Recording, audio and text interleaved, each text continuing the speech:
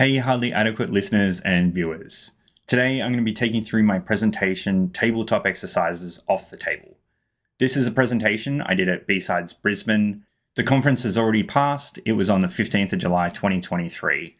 I wanted to make a video and post it online because I'm not sure whether I'm going to do this presentation anywhere else. And I wanted to make sure that it's accessible for anyone that couldn't make it to the conference or will find this valuable in some way.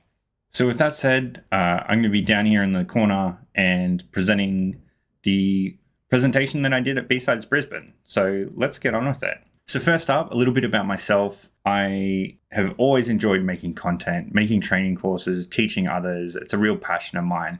That started probably way back before I first started my first professional job, but I started my career in the RAF. I went to uni, got an engineering degree, became an engineer, was lucky enough to be in the cybersecurity squadron.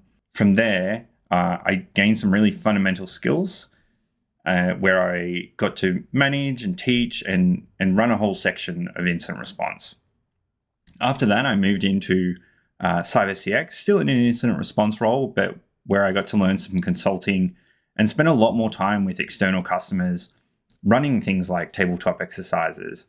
So a lot of my experience comes from what I've learned with customer engagements and also the pain points that you'll see later, both at CyberCX and at Dragos. So in between, I was inside a threat management space at DTEX. That's another technology company. Really awesome, kind of outside of the scope of this, but it was good to see the insider threat stuff. And it might be something that I'll present on down the track. Finally, I've got Dragos. So Dragos is where I'm at now. I'm an industrial incident responder. So kind of touched on everywhere within incident response, but we still do the same thing. So while we do tabletop exercises, they'll be more focused around incident response in the OT or ICS space. And finally, Hardly Adequate's my brand. It's all about creating content, making it easily accessible for people that want to start to learn and don't have any of the basics. Hopefully this can help you. I've also got a podcast where we're doing a human interest series at the moment, where we kind of talk to people in their careers into cybersecurity, because it's definitely a field where people come from all over the place into the industry. And lastly, just to introduce Waffle.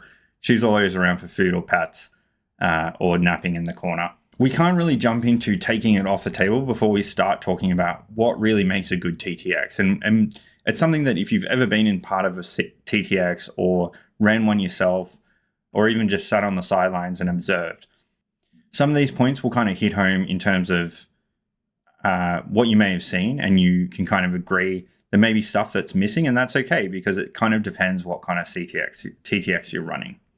So first up is, no matter what it is, usually there's some type of IR hotline, and this is kind of the first part about taking it off the table, is exercise that IR hotline. Talk to your external provider, or if you have an internal one, talk to them and set it up and say that you're going to do an exercise and try and test it out. You don't want to get to an incident and then realize you don't have key pieces of information that might make this really useful. And that's hard to understand unless you exercise these things. And a tabletop exercise is exactly what it sounds like. It's an exercise. You need to practice and work stuff out as you go through. The next step is set the scope. So that means figure out what the main objective is and then maybe a secondary one. But this could be a focus on procedure or technology, or you may want to focus on a particular team. When we think about TTXs, we often think about the responders in the incident, but that may not always be the case. It's not just the technical responders. It could be the legal team or your C-suite, or it could be communications and how you deal with the media during an incident. There's a lot that encompasses incident depending on what type of incident type you're looking at. So setting the scope and realizing what you want to test out will then help you develop the type of TTX you're going to do and the different objectives and actions that you're going to try and get out of the TTX. Setting a realistic scenario means that it's in the realm of possibility. We've got some examples later on as I go through what is good and realistic scenarios and then what is not a good and realistic scenarios. They're very technical focused, but hopefully you get what I mean in terms of a realistic scenarios.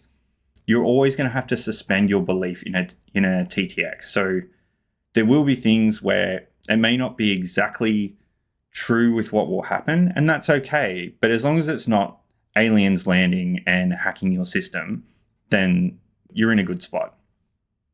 You want to have challenging injects. So once you've worked out your main objective or your focus, then you want to set the amount of injects to be around like 8 or 9 and make each one challenging and building on the last one.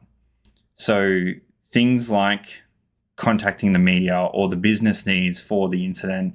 And we'll cover some cool ideas later on that you could build in for the injects. The main focus of on-table TTX is to be procedural based. So humans are responding, but they need a guide because you may be called in front of a government one day or under an extreme amount of pressure to deal with the incident, and people fall back to bad habits sometimes. So having a procedure in place on how to deal with it, and your objective could be to test the humans in a stressful situation or the external parties in an external situation, but you should have procedures backing how you respond to an incident in general. It's not an exact plan, but it's planning for certain potentials.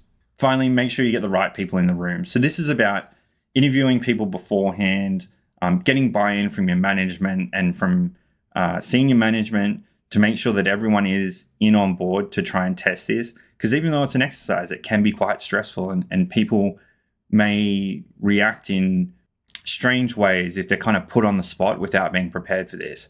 And what I mean by prepared, it's not giving them all the answers or sharing the injects prior to the exercise, but it's letting people know that you're not targeting individuals, you're not targeting personnel, you're looking to improve the processes and procedures that are in place.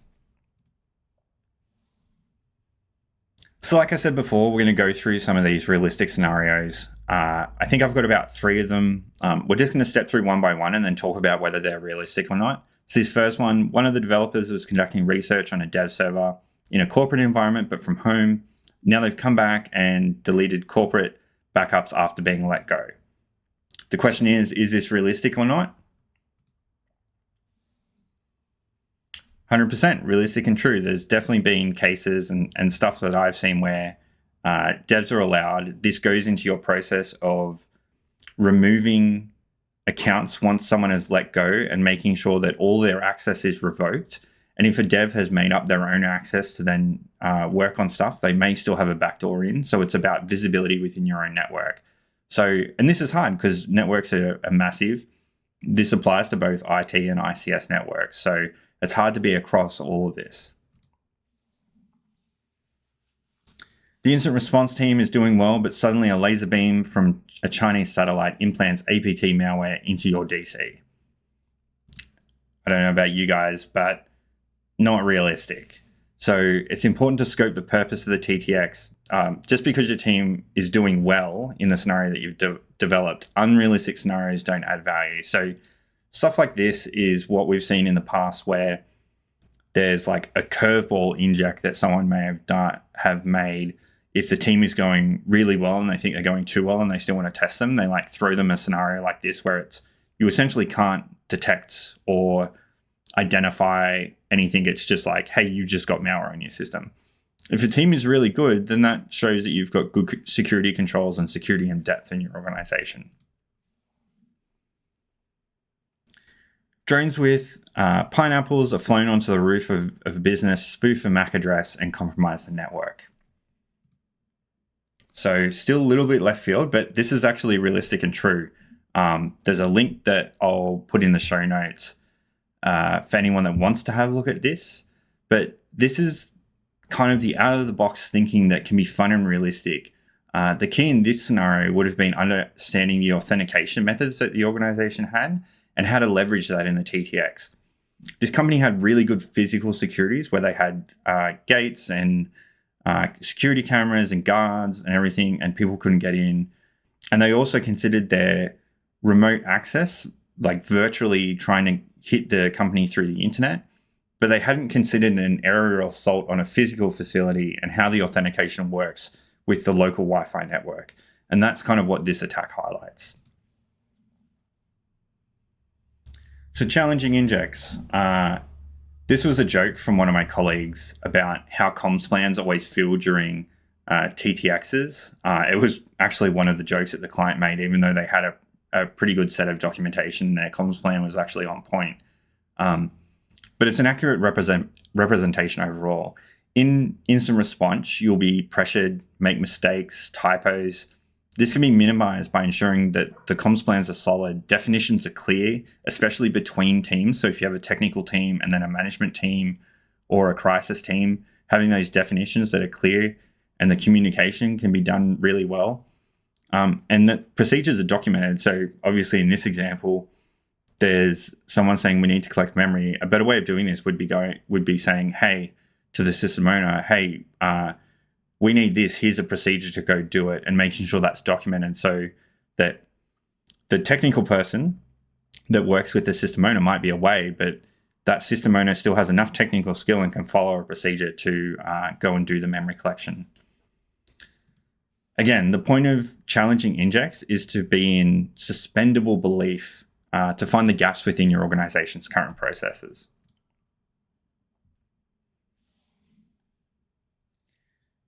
So it's easy to think you have to focus on the technical because a TTX is inherently game-like, and I think a lot of organizations initially start with testing their technical teams, and developing a technical scenario is the easiest way to do that. You can also get excited preparing and start sticking in a bunch of things, but remember, this may overload the participants aboard those who aren't involved directly. So setting a scope and understanding which department or which technical processes or which procedures you're trying to test within the TTX will go a long way to making sure that it's valuable to those that are involved. A good method is to create the first one and then take a step back. You may find you have enough content for multiple TTXs. So being critical about what you've made, all of it might not be in the first one, and that's okay. You can pull it apart and make it into other TTXs. Have one main outcome, again, that you want to test for, and then maybe have another one or two secondary outcomes that you can get out of this TTX. Depending on the TTX scope, you're going to need input. So this is where we're talking about doing interviews, getting buy-in. It's okay to loop in people fully, or maybe only ask them questions to make it realistic for your organization. I know coming from an external consultancy, we often select the key people who know the most about the environment, and we'll ask them targeted questions about it.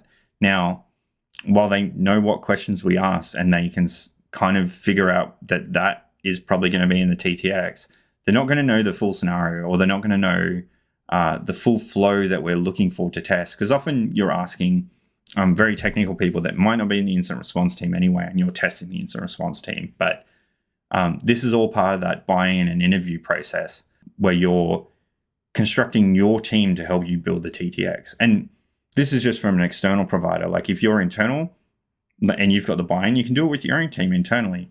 You're making those connections and figuring out what needs to go into the TTX. So lifesavers, this quote, "Memory is the scribe of the soul" by Aristotle, but not of the TTX by me.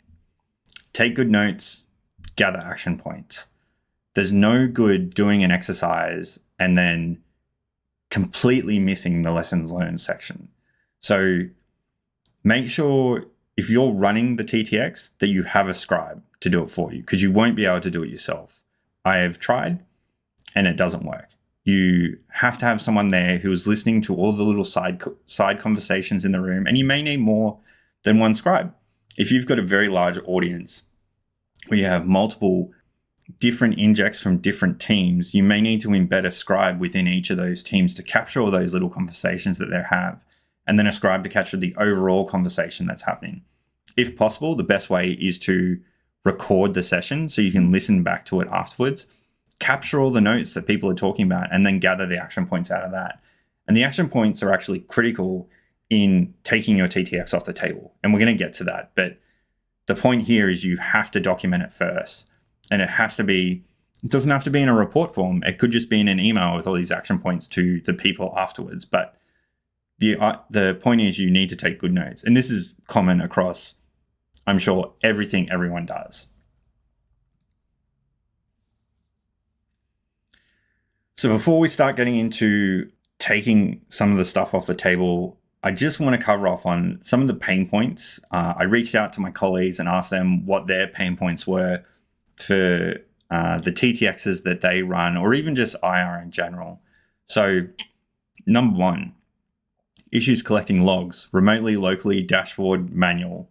No matter where your logs are stored, you need to test that you can actually pull those logs, and test that if you're centralizing your logs, that you're actually getting all the information that you think you're getting. It's that test and acceptance piece, but also you'll know that some of the logs you can't get from a centralized mechanism because the technology might be too old. And this goes into a lot of the ICS space. Potentially you're network segmenting your ICS environment from your IT one, or you've got islanded systems where they have that, like what's known as being air-gapped or islanded systems. How are you going to collect those logs manually? Have you got a document that explains what logs are on those systems and what value they have? Because even though they're considered islanded or air-gapped systems, they may still be part of the incident, and you need to still go collect those logs. It's a common pain point that we have when we respond to incidents, that people are like, hey, yeah, like we've got these firewall logs, but the admin console can't be accessed because of ransomware, but no one knows how to log into the appliance itself and physically manually pull those logs from the firewall appliance. That kind of goes into the next point. Core administration is down. What next? How do you do tool distribution? What kind of endpoint visibility you have, and how are you managing? This is in both when I've done incident response in IT and I see it in ICS. The administration, monitoring, control of a network is often centralized because you've got decentralized systems throughout a large geographic region, perhaps. And then once that core administration is down, how are you approaching? What is your priority to go out and do things? What kind of tools do you need to then go pull it? This goes back to the collecting logs. What tools do you need to go manually collect logs if your centralized portal is down? Backup solution doesn't function as described on the box.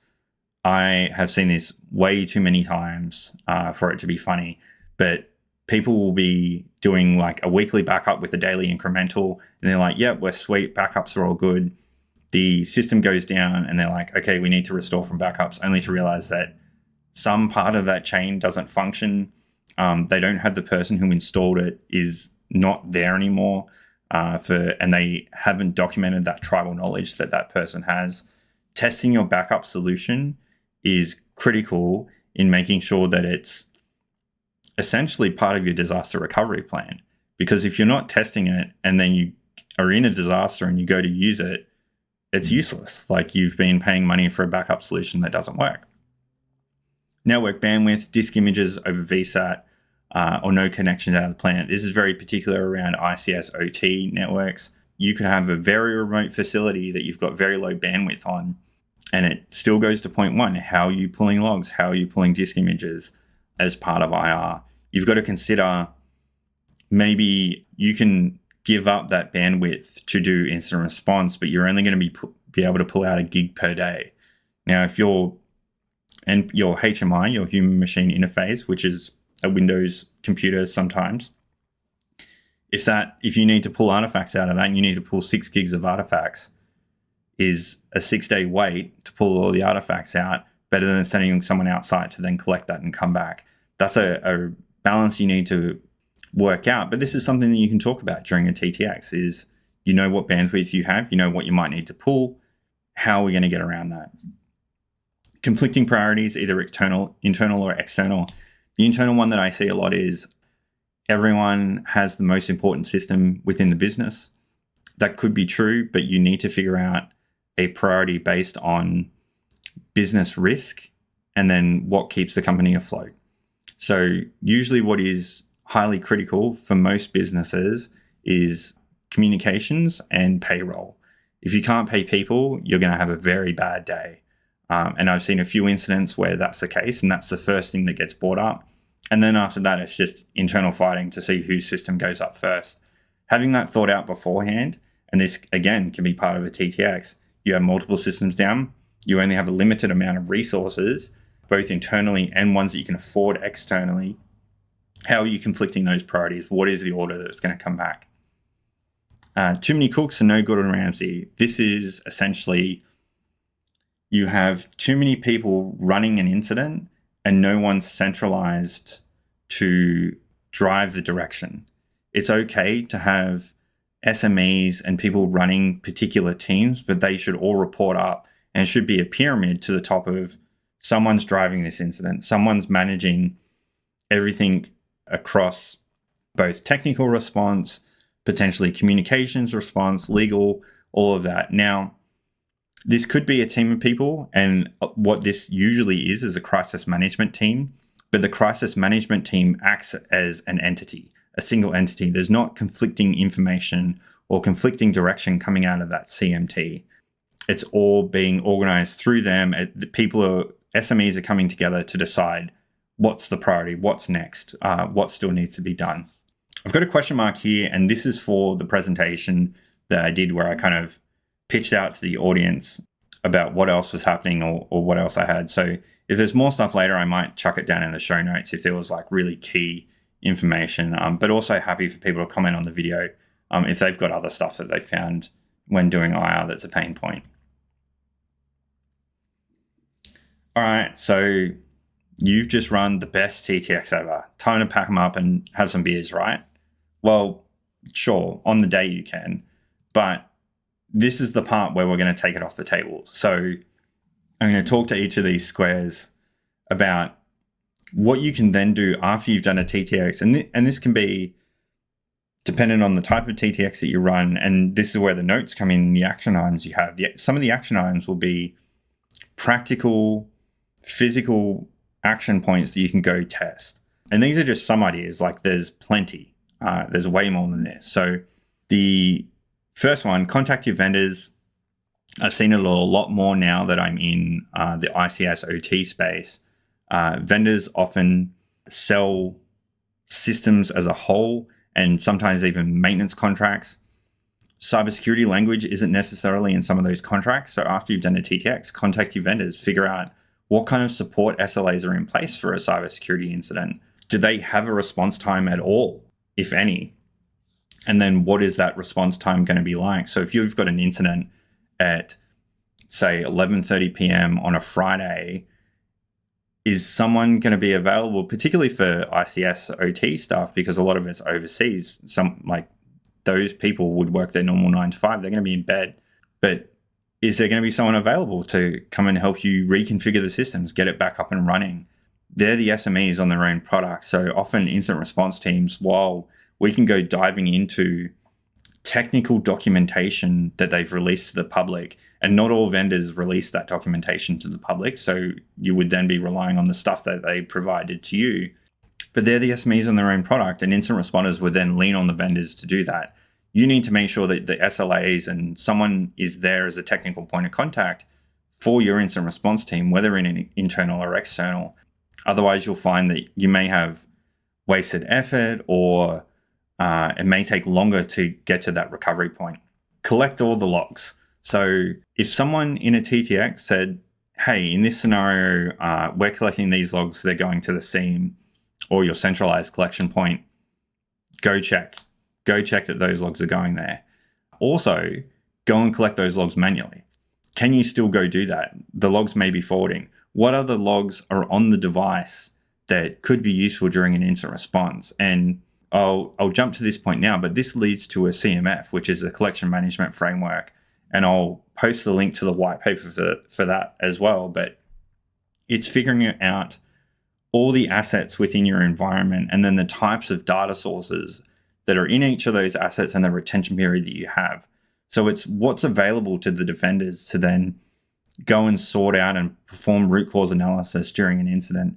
The CMF will be an evergreen document that is always changing. And it's not just about what logs are being centralized. You actually want to capture all the stuff that's not being centralized and talk about the retention period and where there's risk about where you may want to extend that retention period. And then also link technical procedures to that on how to collect those logs. The third point here, backups, or are they just spinny paperweights? I'll talk about a scenario. So I once responded to, I think it was like a small family business. They'd been hit by ransomware, and we were like, hey, do you have backups? Because they obviously didn't want to pay the ransomware operator. And they're like, hey, yeah, we just want to do some root cause analysis. We did the investigation. And then they went to do the backup, and they realized the way that they were doing backups was they were plugging an external USB hard drive into the server. The software was pushing backups every week to that external hard drive. And the idea was that they had 6 hard drives and they would rotate through those 6. So they would have 6 weeks back all the time. What had actually happened though was they hadn't physically swapped those hard drives for the last 8 months. So when they went to go do a backup and restore from backup, the hard drive that was plugged in was obviously ransomware because it was plugged in during the ransomware. But the last viable backup they had was 8 months ago. And they only realized that after the incident. So they lost 8 months worth of work, which would have cost them money in trying to get things back up to speed. They would have lost a whole bunch of invoices and corporate knowledge from that backup. Out of bands communication, OOB. This is often what I see is talked about towards the end of incident response plans. It's often not tested, and it's interesting because it's the thing that should be thought of first when you have an incident, particularly when you've got an incident that is considered active or you're unsure, and that adversaries may have gotten into your emails, your corporate servers somewhere. So any way that you can think that you would coordinate running an incident, if you've got concern that there's a threat group or an adversary in there, out-of-bands communications is the first thing you spin up. Now, what you would need for out-of-bands communications is secure phone calls, secure SMS, mainly to pass around passwords, and also just those quick texts between different teams to kind of coordinate. And then email. Email is critical because usually the audit trail for an incident is the emails that have been sent back and forth. You'd also need a platform to present on. So usually when I've been involved in incidents, you would jump on a Teams call or a Zoom call. I would present my findings for the day. We would talk about the next steps, what we're doing then. And then I would follow up with an email and send off a PDF copy of the presentation that we just did. And that would start to become an audit trail about what data is being collected, what were the next steps, and all that kind of thing. And I'm eventually going to chuck all that up on my GitHub as just templates for people to have a look at that may be useful. But the key here is taking your TTX off the table is go and spin up your out-of-bands communication. Figure out what systems that you want to use to get this rolling. So things like Signal for phones, it works on Apple and Android. For emails, you can use things like Proton Mail. You want end-to-end encrypted. There's I think a white paper that I might be able to share. Otherwise, I'll post it in the show notes as well on the different kind of platforms that you could also use to present stuff on and have file shares in a secure way. What you're also considering here is if you've got data sovereignty requirements. I've seen a lot of organizations just start using Gmail as a default backup for emails.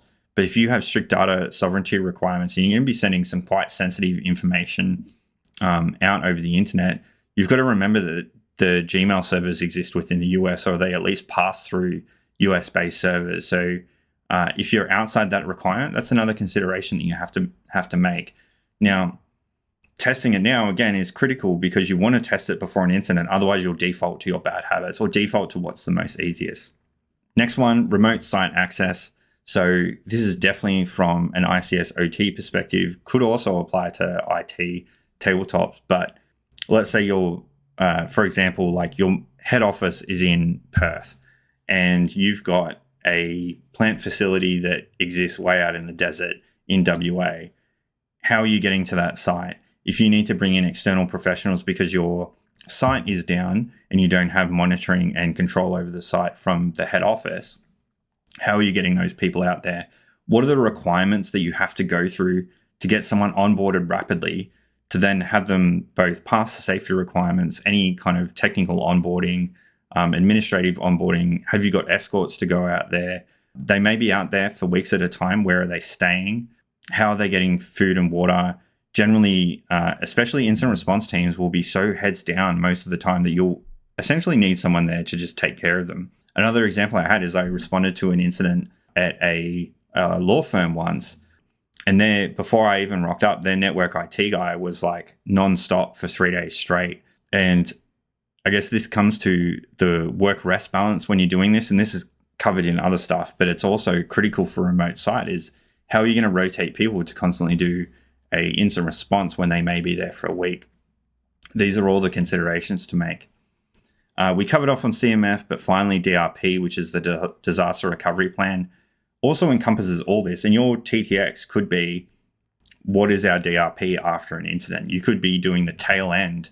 Like you could do a series of TTXs and come to, hey, all right, we're at the end of the incident. We know all this stuff from all our other TTXs.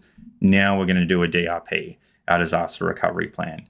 But there will be parts in the disaster recovery plan, such as testing your backups, restoring comms back to your corporate environment, and spinning down all the out-of-bands communications that you've done. There'll have to be like debriefs and where you're collecting all the information and how to pull that information back into lessons learned. This can all be off-the-table exercises where you practically go through them and test them based on the TTX that you've done.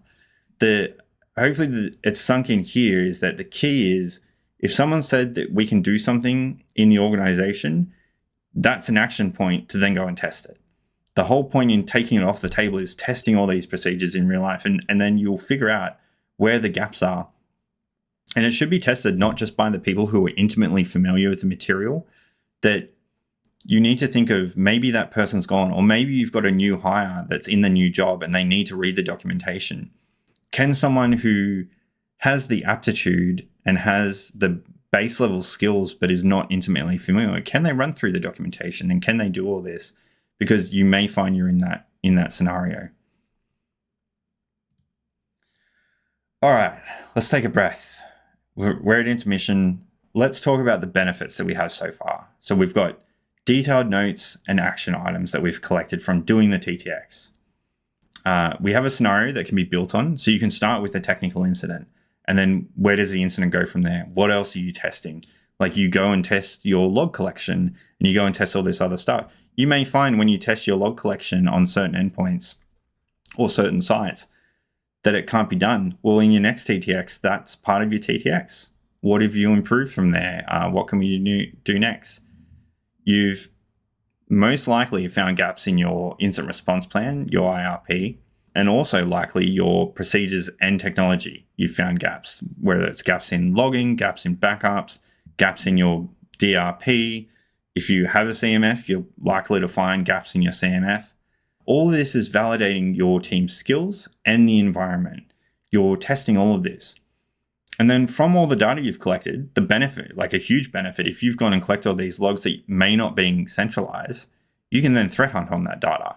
You can go and look for indicators of compromise in all the stuff that you've looked at. You could form a hypothesis of a threat group that's trying to attack you and then look through that data. Even if that data isn't going to be centralized or ingested in some kind of platform, you can store that for historical references for, say, 7 years. There's little excuse to storing data these days with how cheap hard drives are if they're going to be valuable to the team, particularly if the systems that you've collected data off are critical systems to your business's operation or the environment. All right, so we're going to cover off on some cool ideas, real and from the imagination. Again, like I asked my colleagues and peers for some of these. This is just something that I've seen before in other TTXs that either I've been part of or I've seen other people run. So simulate travel agents. This was actually a cool one. One of my colleagues, Seth, was part of a TTX that did this, where the external incident response team had to travel from their location, and they were traveling to a remote site. It was for a ICS OT incident, and the customer had set up travel agents that they had to call up and try and book flights on like regional airlines and different ways to get out there. And then that kind of became part of the roadblocks within the incident on, well, can we push some remote stuff out there first? Can we courier stuff for the local technical personnel to do stuff before the incident responders got there? It kind of adds a nice twist where you have things outside of the incident, like transport, that get in your way. Like, for example, in Australia, in summer, if you're responding to an incident, again, there could be bushfires all through Victoria. Like when we had potentially airlines are down, how is he getting through? Is there a bus route that you can travel? What kind of extra time does that add? News story, reporters from the media team to handle. I've seen some really professional schmick looking ones where someone's like role played a news report, like a Channel 9 news report that was really cool to play during the incident. And that was really cool. There's also just like reporters calling up all kinds of people from either the incident coordinator down to the technical people up to the CEO, trying to get reports on what's happening. The reporters from the media is 100% real. I've seen that in organizations before.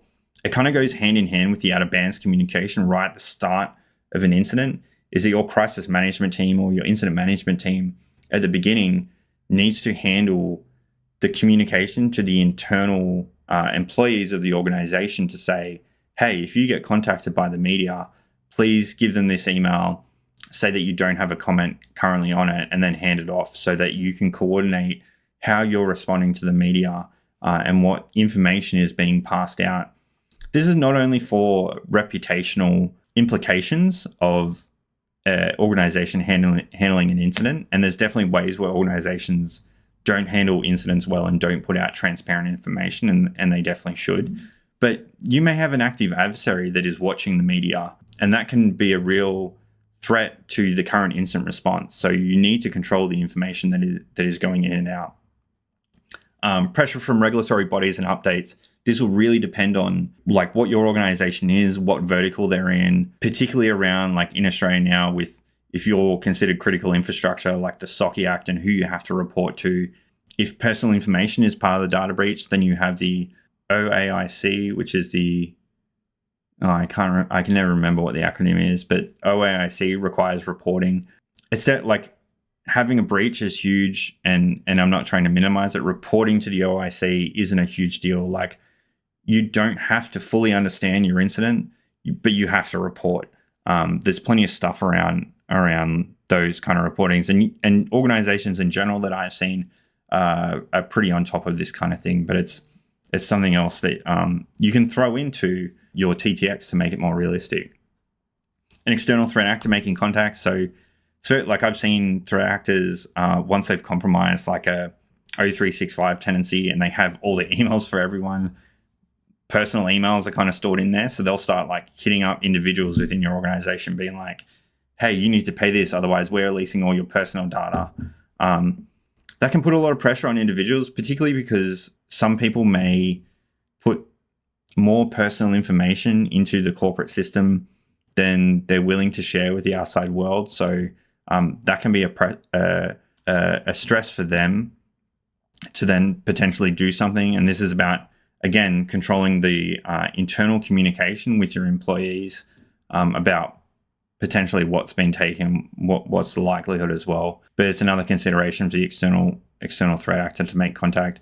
Usually a lot of the media, if you're controlling the incident itself, the media finds out because potentially you have denied paying the ransom and you're not going to talk to the threat actor, and then they've released it on one of their release sites that they're going to release the information in a certain amount of days to try and put extra pressure on you. And that's, I guess, the external threat actor making indirect contact. The out-of-the-box ones from before, like right at the start when they were realistic, when you're having your interviews and you can start discussing about what people's concerns are with getting into the environment, you can start throwing around these out-of-the-box ideas to what may be fun in a TTX. There's no limitations to what you can throw into the TTX. The idea is just to keep them based in reality. Is I guess my key thought here. And once you've built it, have people review it to be like, yeah, that's kind of realistic. Just make sure the people that aren't reviewing it are the ones that you're scoped to try and test within the TTX. Last thing I want to leave with, I'm going to give a plug to OT-CERT. It's something that my company Dragos runs for free, but if you're a critical asset owner or operator that has ICS and OT, then you can join no matter how big you are. We cover ICS specific TTX material in the past, and you can still access that for free. You're likely to see my face in some of the sessions. So there's myself, two of the consultants in region, and Seth, who's my counterpart in incident response. We run these sessions in region. It's free cybersecurity resources, open to the global ICS OT community. Even though we have region-based sessions, you can join the US one if you want. There's always new monthly content that's coming out. Like I said, the regional workshops. It's a chance to meet your peers in the critical infrastructure industry. There's also vulnerability disclosures there, and just like blogs and white papers and stuff. But again, this is just for ICS owner operators. Doesn't matter how big you are. It's free. It's run by our company, but there's no obligation. We don't share information to sales or anything. It's just there to help the community out. So just wanted to give a plug for that before I finish up.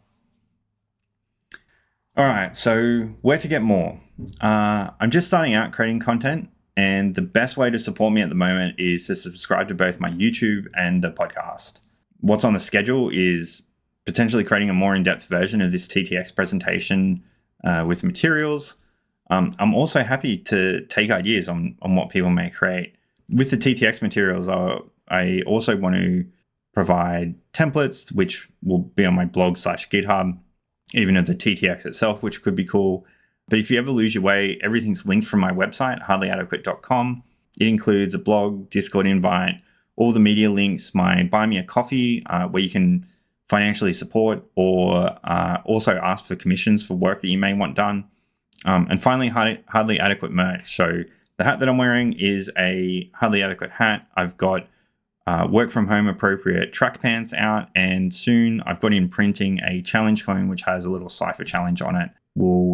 I'll come up with a prize for anyone that is the first to solve it. And there's only going to be 100 coins printed. So hopefully you've enjoyed this. Hopefully you've got something out of it. I'm sure I had great fun at the conference, catching up with old friends and meeting some new ones. So thank you for watching. Thank you for taking the time. Hopefully you get some benefit out of this, and I will catch you all next time. See ya.